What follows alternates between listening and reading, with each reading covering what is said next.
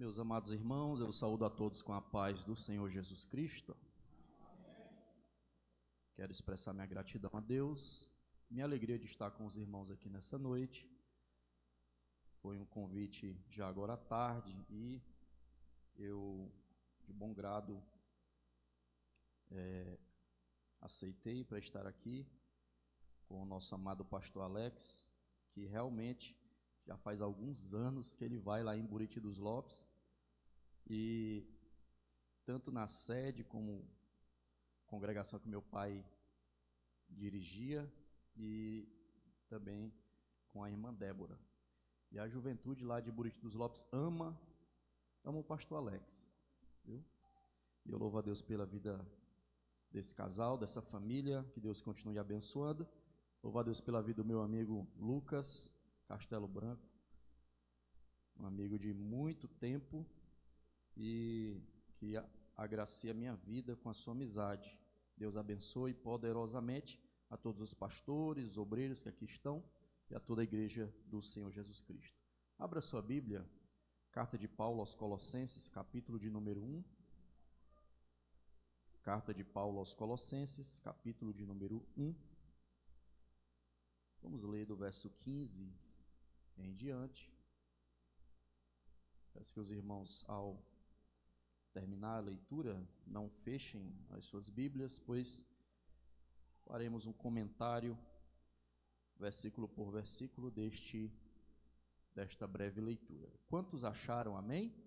Colossenses capítulo 1, versículo de número 15, diz assim: Ele é a imagem do Deus invisível, o primogênito sobre toda a criação, pois nele foram criadas todas as coisas, nos céus e na terra, as visíveis e as invisíveis, sejam tronos ou soberanias, poderes ou autoridades.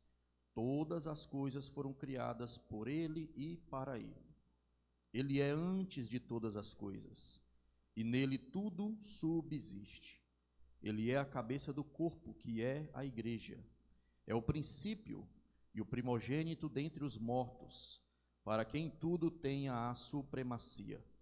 Pois foi do agrado de Deus que nele habitasse toda a plenitude, e por meio dele reconciliasse consigo todas as coisas, tanto as que estão na terra quanto as que estão nos céus, estabelecendo a paz pelo seu sangue derramado na cruz. Louvado seja o nome do Senhor.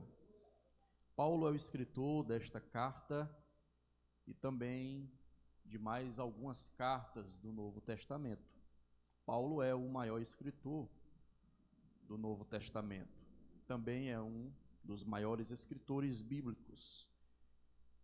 As suas palavras impactaram e impactam gerações até hoje.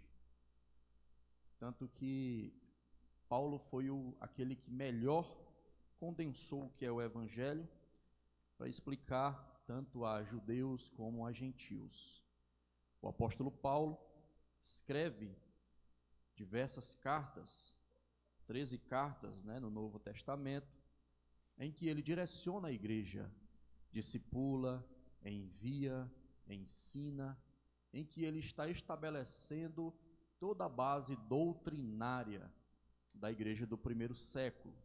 Ele escreve aquela que talvez, na opinião de muitos teólogos, seja o maior compêndio teológico do Novo Testamento, que é a carta de Paulo aos Romanos.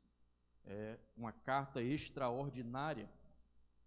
E Paulo é um homem que, inclusive, Pedro diz que é um homem que tem palavras difíceis de entender. Pedro, escrevendo uma de suas cartas, diz que as palavras de Paulo, de certa forma, são um pouco difíceis de entender. Mas esse mesmo Paulo, ele não é apenas um teólogo, doutor, ele é alguém apaixonado pela igreja, ele é alguém apaixonado por almas, ele é alguém apaixonado por Deus. E Paulo, lembro-me que escrevendo a carta aos Romanos, ele fala no capítulo 1 sobre o quanto os homens são indesculpáveis, o quanto ele tem orgulho e não se envergonha de pregar o Evangelho. ele fala sobre a recusa dos judeus em aceitar a Jesus. Ele fala na sua carta aos Romanos sobre como os gentios foram implantados e receberam essa promessa. Dentre vários temas que Paulo ele fala, no capítulo 8, por exemplo, ele diz que nada vai nos separar do amor de Deus, nem a tribulação, nem a angústia, nem a fome, nem a nudez, nem a espada, nem nenhuma outra criatura poderá nos separar do amor de Deus que está em Cristo Jesus, o nosso Senhor. Paulo vai escrevendo palavras extraordinárias, mas no capítulo 11, em determinado momento, Paulo, ao invés de continuar escrevendo, ele escreve um poema, escreve uma poesia, escreve um louvor. Quando no capítulo 11 ele diz assim, no meio de tantas palavras sábias, Paulo escreve um louvor. Porque há momentos, meus irmãos, que as nossas palavras não alcançam. Existem momentos que as nossas, mesmo que a gente saiba as melhores palavras do português, elas não conseguem expressar os nossos sentimentos. É por isso que você vem a um culto como esse, e às vezes você está sentindo um número muito grande de coisas que você não consegue explicar. Mas alguém canta um louvor e você sente no coração que aquele louvor está falando exatamente aquilo que você está sentindo. Onde as palavras não alcançam, a poesia, a adoração, ela alcança. E Paulo escreve esse louvor dizendo assim: ó profundidade das riquezas, tanto da sabedoria como do conhecimento de Deus. Quão insondáveis são os seus caminhos, quão inescrutáveis são os teus entendimentos. Pois quem conheceu a mente do Senhor para que possa instruí-lo? Ou quem primeiro deu ao Senhor para que possa ser retribuído? Porque dele, para ele, por meio dele, são todas as coisas. Além de tudo, Paulo é alguém que ama falar sobre Jesus. E é sobre Jesus que eu quero falar nessa noite. Mas Lucas, eu já aceitei Jesus, eu sei, mas eu nunca canso de falar daquele que salvou a minha vida. Eu nunca canso de falar daquele que me amou primeiro. E Paulo, ele fala sobre Cristo, e Cristo é o assunto principal da sua teologia. Cristo é o assunto principal da sua pregação, Cristo é o assunto principal das suas cartas. Inclusive, John Piper, ele se atreve a dizer que Deus é cristocêntrico, porque tudo na Bíblia aponta para Cristo, tudo na Bíblia aponta para Jesus. E quando Paulo escreve a carta aos Colossenses, a igreja em Colossos, a cidade de Colossos, fica na região da Ásia Menor. Ela fica na mesma região das 7 cartas ali do Apocalipse. E a igreja em Colossos estava passando por um momento muito difícil. As igrejas da Ásia Menor estavam sendo influenciadas por heresias que negavam a supremacia de Cristo. Eu acho interessante quando eu estudo a história da igreja, eu sou professor de história, eu vejo que quando os judeus perseguiram a igreja cresceu. Quando os romanos perseguiram a igreja cresceu. Então, Satanás tenta mudar aqui a estratégia de perseguição contra a igreja e começa a fazer uma perseguição doutrinária. Porque se eu acredito numa falsa doutrina, eu tenho uma falsa fé, eu tenho uma falsa crença. Portanto, a minha crença, ela não é verdadeira. E Paulo, preocupado com as heresias, principalmente as heresias a respeito de Jesus, que foram aquelas que surgiram ali no primeiro século, foram as maiores adversárias da igreja. Nós estudamos agora uma lição que fala justamente sobre isso, sobre a cristologia. As heresias cristológicas foram as maiores adversárias da igreja, porque se eu tiro da mente de alguém a verdadeira ideia sobre Cristo, essa pessoa começa e pode ter uma série de ideias falsas sobre Jesus. Por exemplo, existia uma heresia dizendo que Jesus não era um homem de carne e osso, ele era apenas um espírito. Outra heresia falava o contrário, é que ele não era Deus coisa nenhuma, era apenas um homem de carne e osso.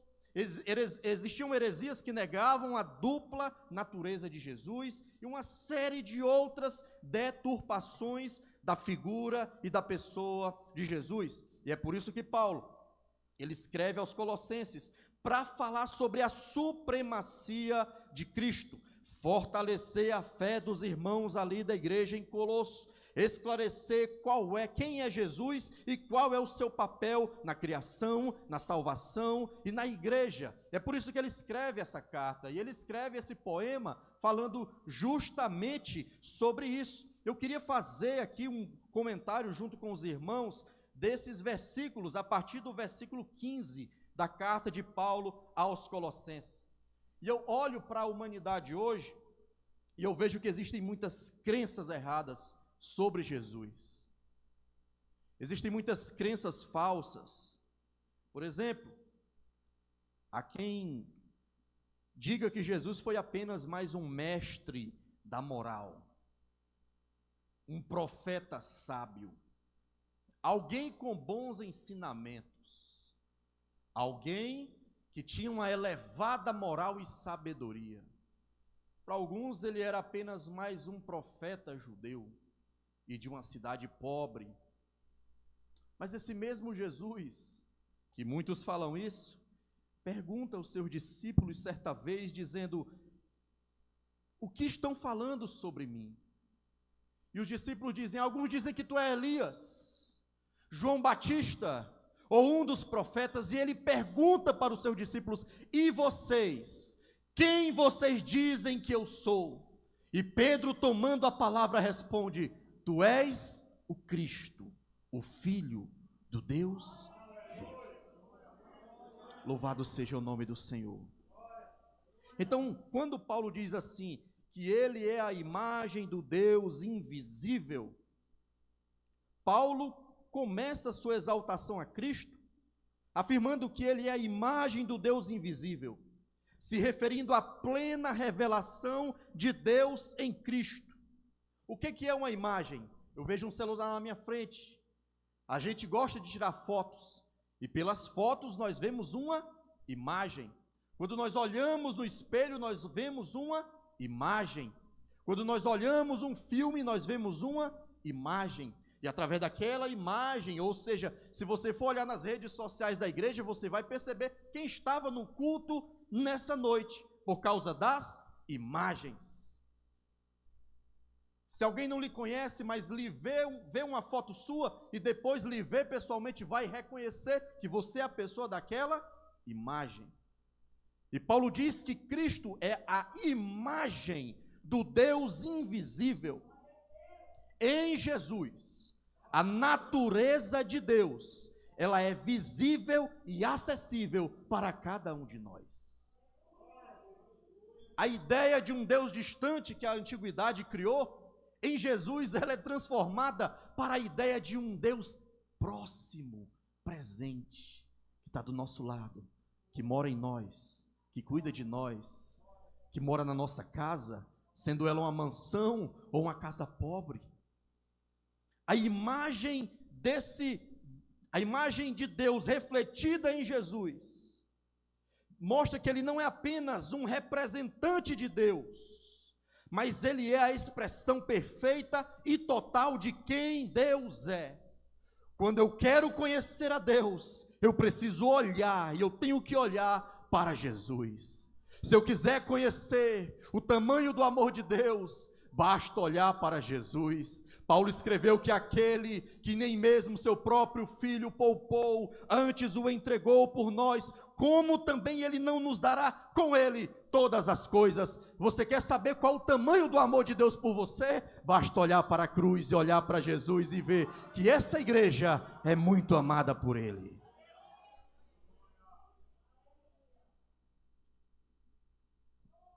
Em Jesus vemos a imagem de Deus.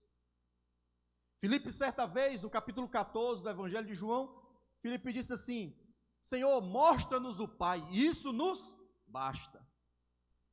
Jesus responde: Filipe, eu estou há tanto tempo convosco, quem vê a mim, vê o Pai. Certa vez, Jesus ensinando, ele diz que ninguém conhece o Pai senão o Filho, ou aquele a quem o Filho quiser revelar. Se Jesus é a imagem perfeita de Deus, só olhando para Ele é que eu posso me aproximar de Deus. Eu sempre digo uma coisa: quando eu assumi a liderança da mocidade, da minha igreja, eu fiz uma coisa meio maluca. Eu fui em cada jovem e perguntei: você já conhece Jesus? Você já conhece Jesus? Você já conhece Jesus? Não, eu cresci na igreja, eu nasci na igreja, mas eu não perguntei se cresceu na igreja, eu perguntei se conhece Jesus. Porque passar um tempo na igreja é uma coisa, mas conhecer Jesus é outra. Crescer na igreja, ser filho de crente, eu nasci e cresci na igreja, ser filho de crente é uma coisa, conhecer quem Ele é outra completamente diferente. E eu aprendi que eu posso fazer o evento que for, posso fazer o congresso que for, posso fazer a conferência, o retiro, o lazer que eu quiser fazer, mas se o jovem, se o irmão, se as pessoas da igreja não conhecerem de verdade quem é Jesus, nada vai segurá-los na igreja. Então, para me aproximar de Deus, eu preciso conhecer o seu Filho. Eu preciso conhecer Jesus. E uma das orações que eu faço todos os dias, meus irmãos, é: Senhor Jesus, eu quero te conhecer cada dia mais. Eu preciso, se revela a mim, eu preciso te conhecer. Porque quanto mais eu te conheço, mais a minha fé é fortalecida. Quanto mais eu te conheço, mais eu deixo de amar o mundo. Quanto mais eu te conheço, mais as coisas do mundo param de me atrair. O segredo é conhecer Jesus.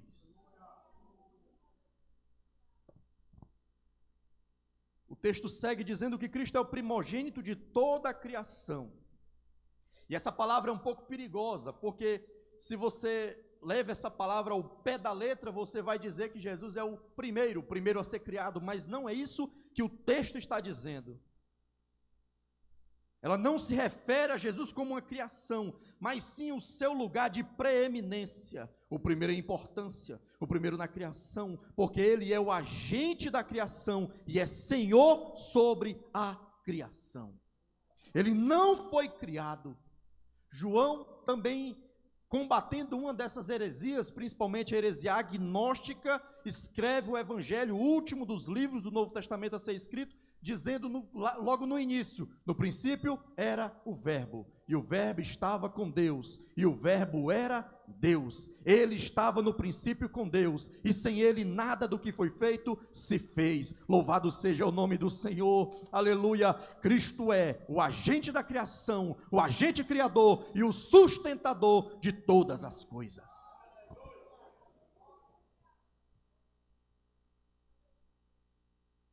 Tudo no universo tem um propósito: apontar para Cristo. O salmista diz que os céus declaram a glória de Deus e o firmamento anuncia a obra das suas mãos. Inclusive foi os primeiros versos do salmo lido na leitura oficial. Se Ele é Senhor sobre os mares, se Ele é Senhor sobre as estrelas, se Ele é Senhor sobre os oceanos e sobre as florestas e sobre os animais, eu também tenho que dizer: Ele é o meu Senhor.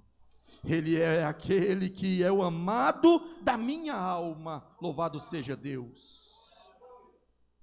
Cristo é o Criador de todas as coisas. O verso 16 diz: pois nele foram criadas todas as coisas, nos céus e na terra, as visíveis e as invisíveis, sejam tronos ou soberanias, poderes ou autoridades.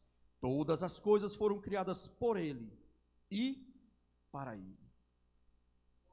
Se você olhar para a perfeição da criação, você vai ver a mão poderosa daquele que cria e sustenta todas as coisas.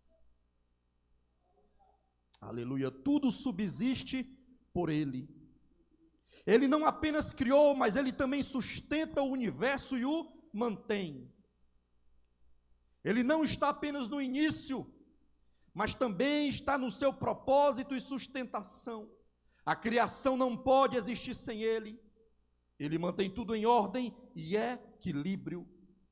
E é por isso que em momentos de incerteza, meus irmãos, podemos confiar que Cristo é aquele que também sustenta as nossas vidas.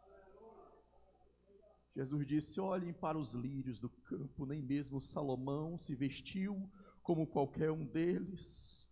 Olhem para os pássaros, eles não semeiam nem cegam, mesmo assim o Senhor dá a cada dia a eles o seu alimento. Louvado seja o nome do Senhor. Quem sustenta a vida do crente não é o seu poder aquisitivo, quem sustenta a sua vida não é a sua posição social, não é o seu cargo na igreja, não é a sua posição eclesiológica. O que sustenta a sua vida é o seu amor, o amor dele por você, a fé que você tem nele e o cuidado que Ele tem sobre a sua vida. Porque eu confio que a igreja vence, porque quem governa a igreja é Jesus. Por que eu confio que ao longo dos séculos a igreja não foi parada e nada pode parar a igreja? É porque quem sustenta a igreja, meus irmãos, é Jesus Cristo de Nazaré, que morreu na cruz, mas ressuscitou.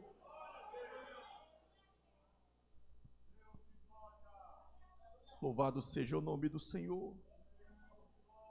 O verso 18 diz que Cristo é a cabeça do corpo, e o corpo é a igreja. Ele é o líder e a autoridade suprema sobre a igreja.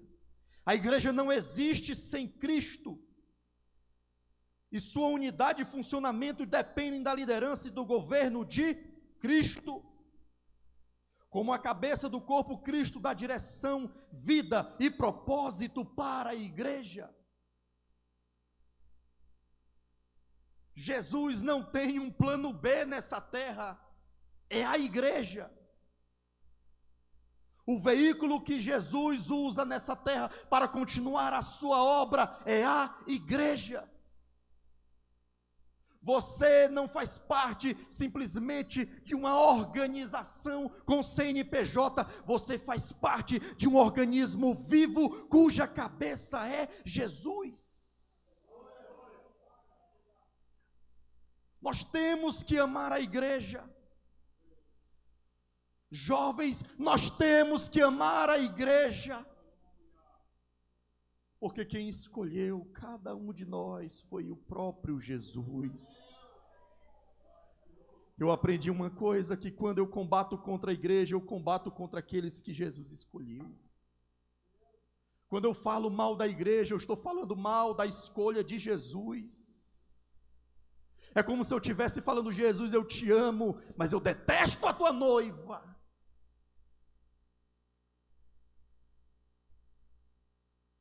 Mas se eu amo Jesus, eu também devo amar a igreja. Oh, glória a Deus. Será se você consegue ver a igreja além do prédio? Será se você consegue observar a igreja, o organismo santo do Senhor em ação neste mundo? Você faz parte da igreja, do povo que Jesus escolheu. Meu irmão, levanta a tua cabeça. Se anime, deixe de desânimo. Quem te escolheu foi Jesus e Ele não erra nas escolhas dele.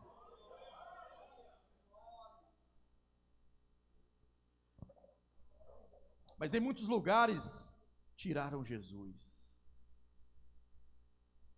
Em muitas pregações esqueceram Jesus. Em muitos louvores deixam Jesus de lado. E porque uma falsa crença em Jesus pode prejudicar a igreja. Porque se eu acredito que Jesus é apenas um doador de bênçãos, no dia que Ele não me abençoar, eu deixo Ele. Se eu acredito que Jesus é apenas alguém que está trabalhando para satisfazer as minhas vontades, no dia que as minhas vontades não forem satisfeitas, perde-se a razão de segui-lo. E nós devemos sempre lembrar que tudo aqui é sobre Ele, nada aqui é sobre nós. Tudo é sobre Ele, o louvor é para Ele, a pregação deve ter Ele, aleluia. Oh, meu irmão, quando você estiver ensaiando um hino para cantar, aleluia, escolha um hino que glorifique a Ele. Nós estamos vivendo um tempo em que as músicas são feitas não para Ele, mas para satisfazer os nossos desejos, as nossas vontades, até mesmo as nossas necessidades. E eu sei que Ele cuida de nós, mas Ele mesmo disse: mas buscai primeiro o reino de Deus e a sua justiça, e as demais coisas vos serão acrescentadas. Antes das minhas necessidades, eu devo ver quais são as necessidades dEle. Antes de satisfazer as minhas vontades, eu devo satisfazer a vontade dEle, aleluia. Louvado seja o nome do Senhor, nosso Deus, para todo sempre. Cristo é a plenitude de Deus. No verso 19 diz que foi do agrado de Deus que nele habitasse toda a plenitude. Isso nos ensina que Cristo é a manifestação de Deus na terra, o Filho que encarnou-se, o Deus encarnado. Conhecê-lo significa conhecer a totalidade de Deus. Quando olho para Ele, vejo o coração do Pai derramado por nós. Vejo a revelação completa de Deus. Ele tem tudo o que eu preciso para minha salvação e vida espiritual. Eu não preciso de nada além de Cristo. Nada além de Cristo.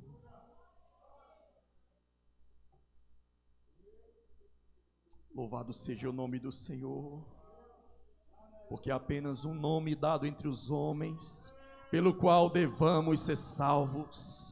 Eu vejo esse nome aqui na minha frente, aqui na igreja, o nome santo, excelso e maravilhoso de Jesus, aleluia. Nós estamos aqui nessa noite, aleluia, é por causa dele. Você venceu a chuva, foi por causa dele. Você vem aqui, se arruma, coloca a sua melhor roupa, é por causa dele, é tudo por ele, é para ele são todas as coisas.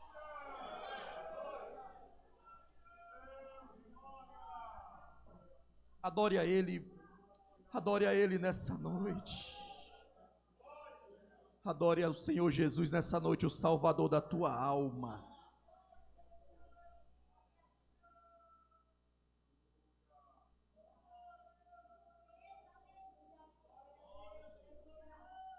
Onde estiverem 2 ou 3 reunidos em meu nome, eu estarei no meio deles.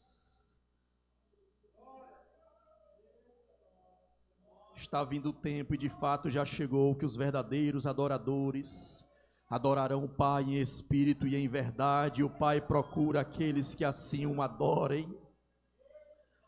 Oh, aleluia! Oh, glória a Deus! É Cristo, é Jesus, é Jesus, é Jesus. O verso 20 diz: e por meio dele reconciliasse consigo todas as coisas, tanto as que estão na terra, quanto as que estão nos céus, estabelecendo a paz pelo seu sangue derramado na cruz.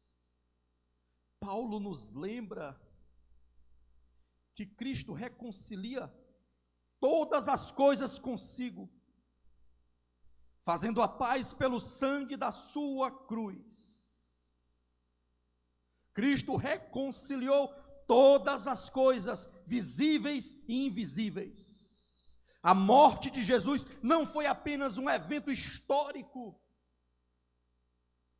Quando lê sobre a crucificação, não fique com pena de Jesus, porque Ele voluntariamente foi para a cruz, e por causa da sua morte vicária, Ele garantiu a nossa redenção. Essa morte teve um impacto cósmico e eterno, e a obra redentora de Cristo trouxe paz e restauração a um mundo caído. Ainda na carta aos Colossenses, Paulo escreve que Jesus pegou a cédula de condenação, o papel de condenação que estava ali nos condenando, que era contra nós, ele pegou e rasgou, fincando na cruz. Louvado seja o nome do Senhor. O nosso boleto de dívida, ele pagou, aleluia. O nosso passado, ele apagou, aleluia. Ele construiu um futuro para nós, um futuro para a sua igreja. Oh, louvado seja o nome do Senhor Jesus Cristo de Nazaré. A minha inimizade com Deus foi desfeita, porque ele foi para a cruz e morreu por mim. Pense bem, imagine ser inimigo de Deus. Era o que todos nós éramos. Mas pelo ato de Jesus, nós de inimigos nos tornamos filhos amados. Todo o peso de culpa, e a culpa é um dos males que mais afetam a humanidade. Compêndios de livros e mais livros, de psicanalistas, psicólogos, psiquiatras, pessoas que estudam a mente e os sentimentos, já foram escritos para falar sobre a culpa. Mas só existe um meio de livrar o homem da culpa, é se ele entregar a sua vida para Jesus, e receber o perdão dos seus pecados, e receber a paz de Deus, através do seu Filho. Toda a culpa é tirada da mente e do coração, e você pode habitar plenamente, aleluia, em paz. Eu admiro muito o crente, porque o crente pode não ter comido nada naquele dia, mas ele vem para o culto e dá glória a Deus. Por quê? Ele tem paz com Deus. Se eu tenho paz com Deus, as outras coisas são totalmente secundárias. Eu admiro muito o crente. Eu nasci na igreja, eu cresci na igreja, nunca saí da igreja. Eu já vi cada coisa, meu irmão. Eu já vi irmãos morando em casas de palha, sem ter nada dentro de casa, mas quando chegava a hora do culto, era o primeiro a chegar com aquela alegria no coração. Você sabe o que é isso? É paz. Você sabe o que é isso? Comunhão com Deus. Aleluia. O muro de separação entre nós e o Senhor foi quebrado. Ele pega na mão do Pai, pega na nossa mão, simbolicamente falando, e nos reconcilia, aleluia. E a partir de agora, o céu, o trono celestial, as portas do céu estão abertas, porque eu entro de mãos dadas com Jesus de Nazaré. Aleluia. É Jesus. Para encerrar, não se prenda ao seu passado, não se prenda à culpa, não viva uma vida de prisão mental sobre coisas que aconteceram no seu passado. Tais coisas já foram lançadas no mar do esquecimento. O sangue de Jesus Cristo cobre esses fatos. Você foi perdoado por Ele. O diabo tenta colocar na mente das pessoas que elas não são dignas de Deus. Mas enquanto você estiver de mãos dadas com Jesus, oh aleluia, eu quero dizer para você nessa noite, não largue Jesus por nada. Creia no que a palavra diz de verdade sobre Ele. Aleluia. Às vezes você vai ser frustrado porque Ele não vai fazer a tua vontade, porque a vontade dEle é melhor para você. Às vezes você vai ser frustrado porque não vai ganhar o cargo que você recebe, porque você não está pronto para ganhar esse cargo que você quer receber. Sabe por quê? Porque Ele sabe o que é melhor para você. Lucas, isso aí, aquilo que eu tanto sonho ainda não aconteceu. Saiba, Jesus não é um gênio da lâmpada para ficar concedendo os nossos desejos, mas Ele é o Senhor sobre a nossa vida para nos dar o melhor, o melhor, o melhor. Quem crê que Ele dá o melhor aqui, levante a sua mão, glorifique o nome dEle. Ele dá o melhor. Aleluia.